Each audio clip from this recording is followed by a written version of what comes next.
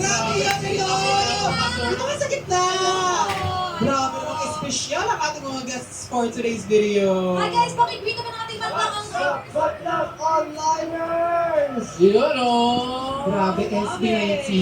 Uy, syempre, welcome sa show. Welcome back sa Showtime Online. Yun dahil 5 years ago pala nakapunta na kayo dito ha. Pero eto ha, kumusta naman ang inyong magpasikat performance? Nakakasama kayo sa Monday Group. Justin. Ngayon po, parang super satisfied kami na marami talagang nakita namin sa audience and sa comment ng mga tao na talagang na-feel nila yung message na pinaparating namin. So we're very happy na maganda yung kinalabasan ng pinaghandaan ng Team Vice. Ay, grabe, maganda nga, oo nga. Eh, syempre, kamusta naman makatrabaho sa mga may Vice, Ate Karil and Kuya Ryan?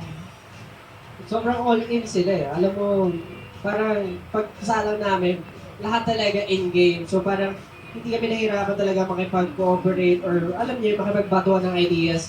Kasi lahat nandun yung nararamdaman mo yung passion at puso.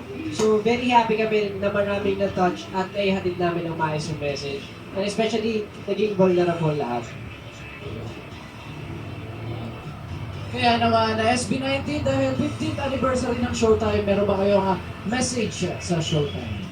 Yes, message po namin sa Showtime. Unang-una, congratulations po at napaka-tagal na po ng show na to na patuloy na nagpapasaya ng mga madlang people natin.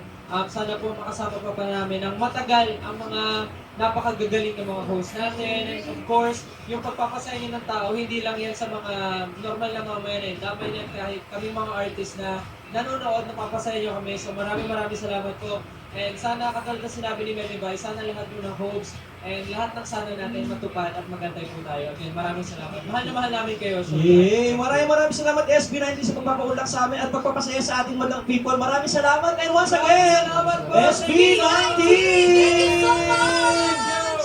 Thank you! Love it! Maraming salamat guys!